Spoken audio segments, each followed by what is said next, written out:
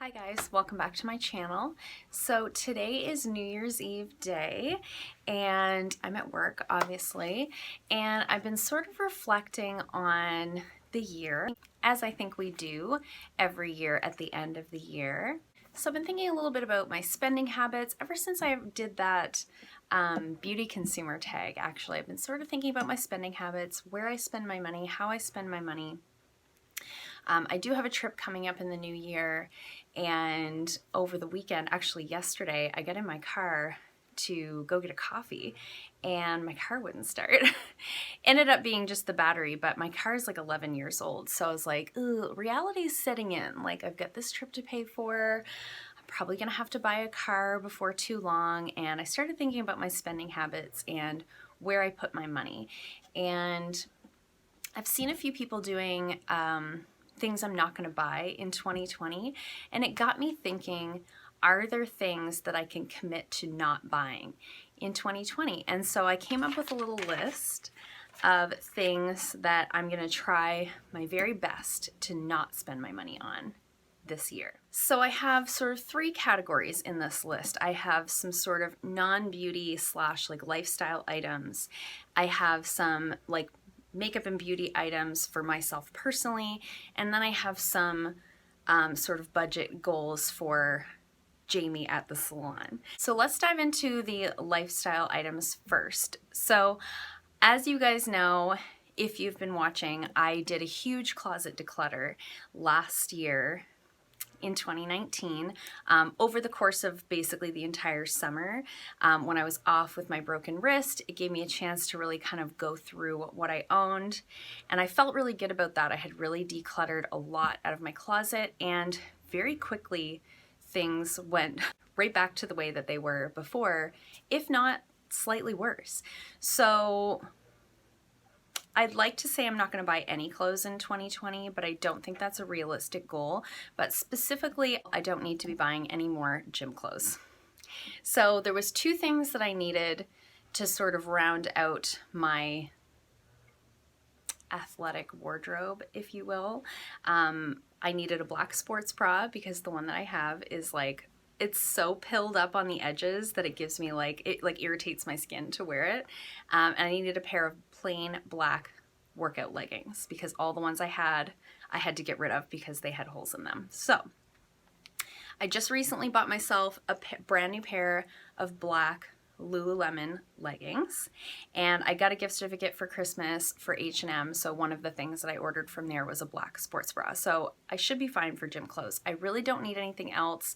I have lots of hoodies. I have 4 pairs of workout leggings. I work out 3 to 4 days a week, so I have everything that I need there. And in terms of summer stuff, I have 4 pairs of capri pants, and I have, I think, 3 pairs of shorts. So I have oodles. I have lots. I also have a washing machine, so I can wash things. So I don't need to buy any more gym clothes. I'm good with what I have, and the things that I have now are good quality, where at one point in time, most of what I had was either from like Winners or Walmart or, you know, really inexpensive stuff, and I was wearing it out pretty quickly. So what I have now should really last me for quite a while. The other thing that I don't need to buy any more of is books. I have an entire shelf, like on a bookshelf, like one whole top shelf of my bookshelf at home is books that I haven't read yet. So I have all of these books that I haven't read, and I have a tendency to like, oh, this next book came out in this series that I've read previously, I'm going to buy that book. No, I need to read some of the books that I have before I buy any more. If I read those all, then I can buy more books. No big deal. So that was it for like lifestyle stuff. I also am going to try harder to like not eat out as often and not buy coffees out as often, like try to make more stuff at home. I do a lot of meal prepping for us as a household, us being myself and my husband, but we do have a tendency on the weekend to grab like a breakfast sandwich after the gym or something like that. So we're gonna try to cut that way back and just do that like in emergency type situations. So that's something to work towards as well. So that's it for lifestyle items. Now moving on to beauty. So I've made the decision that in 2020, I'm not going to buy any beauty products for home that are not cruelty-free. So I have been sort of making the shift throughout 2019 to move into the cruelty-free products. I've been doing a lot of research on cruelty-free products. I've been trying to phase in cruelty-free products as I run out of things, and I'm just going to continue on that same vein. I did, of course, buy some things in 2019 that were not cruelty-free. And of course, I do still receive BoxyCharm. A lot of what we receive in BoxyCharm is cruelty-free, but there are things that are not. I am going to continue BoxyCharm, but anything that I buy, either to replace something that I need or over and above, I'm only going to buy cruelty-free products. So I've been doing the research in terms of deodorants, body wash, stuff like that. I am going to try to get my husband on the same train as me. We'll see.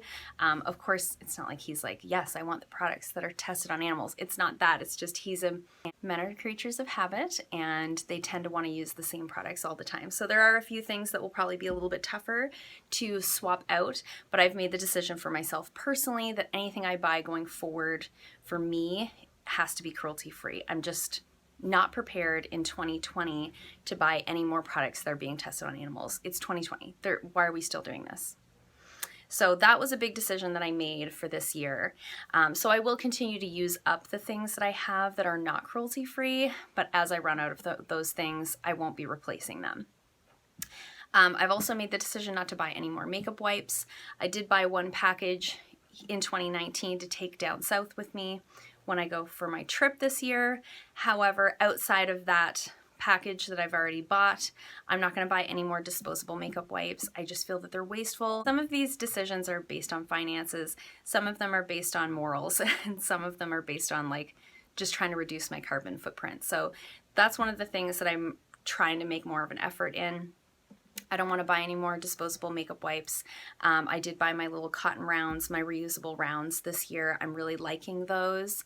I am making also more of an effort to like not put my vegetables in plastic bags at the grocery store and that sort of thing. I always bring my reusable bags to the grocery store. My beauty supply store isn't carrying plastic bags anymore. A lot of places aren't. So I'm trying to do my part on that side as well. So I'm not going to buy any more disposable makeup wipes. I really didn't buy very many in 2019, but I'm making the decision that it's like completely done now. I've also decided that I'm not going to buy backups anymore other than my eyebrow pencils, because you can't tell when they're almost gone because they're retractable, and my favorite foundation because that's not going to change. I love the Physicians Formula, the Healthy Foundation. When and if I see it go on sale, it's not very often, I do usually pick one up. Those are the only things that I'm prepared to have backups of anymore. With BoxyCharm and with, just new products coming out all the time, I don't need to have a primer on backup when I've got 3 open primers. It's just wasteful and unnecessary. So I'm finding that I'm accumulating more and more beauty products as time goes on. So there's no need to have a closet full of backups anymore. So I'm just going to keep my extra eyebrow pencils and maybe a foundation. I don't even have a foundation on backup right now, but those would be the only things that I could foresee like suddenly running out of and being like, oh my gosh, I can't finish my face. And then the last thing I've decided that I'm not going to buy for myself anymore is hairstyling products. So when I say hairstyling products, I mean the styling products themselves. So I have discovered in this last year that using styling products in my hair doesn't work for me. It doesn't work for my hair type. So what I'm finding is leave-in conditioners and serums are like where it's at for my hair type, for my frizzy, dry hair texture. So I have spent so much money over the years on like curl products, wave products, hairsprays, beachy spray in things, all the things, because I have a natural wave and I have a natural like fuzziness to my hair. I've always bought all these products thinking if I work with my texture. No, the more I try to do that, the frizzier it gets. Anyways, so I've determined in the last year that if I just use leave-in conditioners and serums, stuff like that, regardless of whether I'm curling my hair, leaving it natural, wearing it straight, the texture is just better. So I'm just wasting my money by by buying those types of products. So now that I've found something that works, I'm just gonna stick with what works. I'm not gonna be like, oh, but this, if I just bought this, it'll change my whole life. No, it won't. So that's a decision that I've made.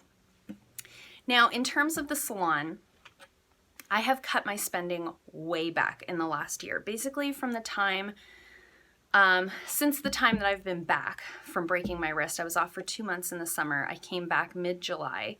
From the time that I came back to now, I have bought very little in terms of extras, but I want to take that even further this year. I have, as you can see, just a plethora of colors. I also have like 8 containers over here full of nail art stuff. So gel colors in particular, I'm only going to buy colors that I either run out of and are like staple colors in my collection, like this color. This is Fedora in the shellac. I have a client, my next client, she wears this every time. So if I run out of this, I have to repurchase it. But I have some colors that are so similar, you could put them beside each other. You could paint one hand with one and one hand with the other and you'd never tell the difference. So that's what I want to reduce. I'd rather have a more streamlined collection. This whole business has gotten completely out of hand. So as I run out of colors, if I have something very similar, I'm not going to replace it. When a new collection launches, I don't need to buy colors out of each new launch. I don't do that with makeup. Why would I do that with gel colors? There was a point in time where we had like 12 shellacs. So when they released 6 more, you bought 6 more. Those days are long gone. I have plenty to choose from. My clients, if anything, are overwhelmed with the amount of colors that I have to choose from. So I'm just going to reduce that down, and if there's something in a new collection that really catches my eye, I buy 1, not 6, just buy the 1. So that's something I'm going to put a real effort into this year as well. And also on that same vein, nail art stuff. I have a tendency to go on eBay or go on Amazon and order a whole bunch of like 99-cent things. I'm like, ooh, this will be fun, this will be fun, that'll be fun. I have like 8 containers like this full of nail art stuff that only get used a fraction of the time. So I think what I might do is like a Shop My Stash salon edition.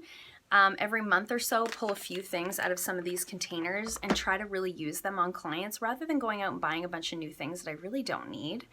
Try and use some of the things that I have, and if I have things and I don't know how to use them, rather than buying something different, figure out how to use the thing that I already own. So that's something I really want to try and do more of. In addition to using up what I already have, rediscovering old favorites, discovering things that I bought and then by the time they came, I kind of forgot why I wanted them, you know, that sort of thing. So I think it'll also help to keep things more exciting for clients rather than bringing in new colors all the time. Dazzle them with some cool nail art stuff that we can do.